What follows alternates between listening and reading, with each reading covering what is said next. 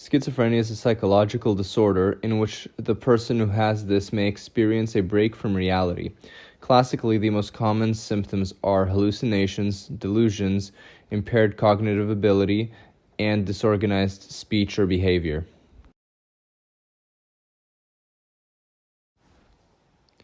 Like many psychological disorders, the origins of schizophrenia is not well understood. Many neurotransmitters, including dopamine, serotonin, and norepinephrine, as well as genetics, have been implicated in causing schizophrenia. As well, environmental factors such as pregnancy and birthing complications, childhood trauma, immigration, social isolation, urbanicity, and substance abuse have also been linked with schizophrenia. However, no one factor has been proven to definitively cause this disorder. Instead, a classic mix of nature and nurture seem to be at play in the origins of schizophrenia.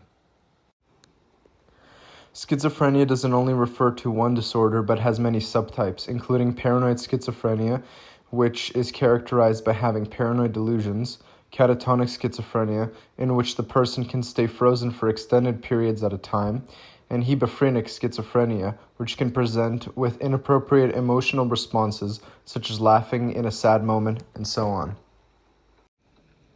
This is why schizophrenia is known as a heterogeneous disorder. Heterogeneous, or variable, just means many types.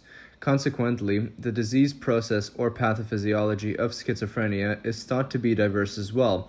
Hence, the brains of patients with schizophrenia show much variability in brain structure.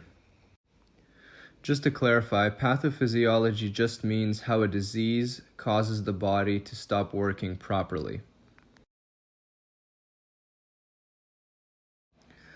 Alnæs and colleagues, the authors of the paper we will be discussing, wanted to investigate this heterogeneity and to see if certain brain areas are less variable than others. As well, they wanted to see if having higher genetic risk for schizophrenia was related with having the type of brain structure differences that are seen in patients with schizophrenia, such as enlarged ventricles, the spaces inside the brain, reduced surface area and thickness of the frontotemporal cortices, the front and side area of the brain's surface, and reduced hippocampal volume, the part of the brain responsible for memory. As well, they wanted to see if having higher genetic risk for schizophrenia was associated with increased brain variability or heterogeneity. There is a mystery surrounding the pathophysiology of schizophrenia. There is still uncertainty regarding whether schizophrenia has a universal pathophysiology or is a complex disease with many different pathophysiologies. If the researchers found that patients with schizophrenia had a consistent structural brain difference, this would point to schizophrenia having a common pathophysiology. However, if they found that the variability in brain structure with no consistently significant trend, then this would support the idea that the pathophysiology of schizophrenia is diverse among patients. To do so, they wanted to compare the brains of 1,151 patients with schizophrenia to 2,010 healthy controls using MRI.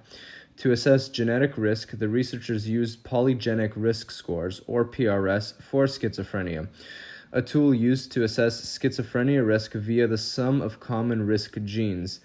They would use the PRS in 12,490 healthy participants to see if it correlated with increased structural variability and if having increased genetic risk in healthy people would show brain structures similar to those with schizophrenia.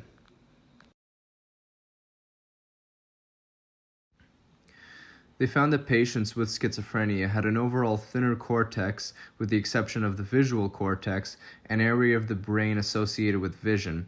As well, they found that patients with schizophrenia had higher cortical thickness heterogeneity, meaning that some brains were thicker and others were less so. On average, the brains of patients with schizophrenia were shown to have other thinner brain areas such as subcortical gray matter, brainstem, and more. Other differences between patients with schizophrenia and healthy controls were lower mean volumes in the right and left hippocampus and increased ventricular volumes. Regarding PRS and genetic risk, in the 12,490 healthy participants, it was shown that higher PRS scores were associated with thinner frontal and temporal regions.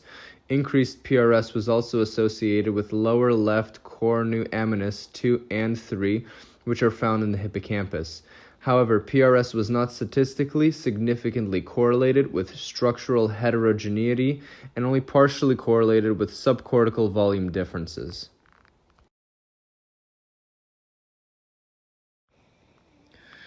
Besides these results, the most important finding by the researchers was that they found no commonality or homogeneity in the brains of patients with schizophrenia. This points to the idea that schizophrenia does not have a common pathophysiology, but has many different ones. Further adding weight to the multipathophysiology idea, the researchers found that higher PRS in healthy participants showed increased structural similarity to patients with schizophrenia. An analogy for this finding is that although these patients did not have schizophrenia, these brain differences can be seen as steps building up to form the disease.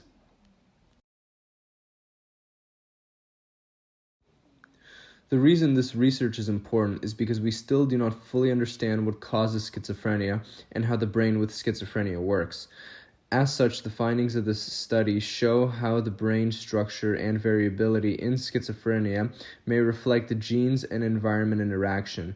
This may inspire future research to investigate how these factors play in causing schizophrenia. As a result, this can help the development in future techniques in diagnosis and better treatment. Since this study contributed to a better picture of how the brains in patients with schizophrenia may look like, this can help in possibly using imaging techniques such as MRI to help in early diagnosis. An early diagnosis can help start early treatment, which can help in its effectiveness.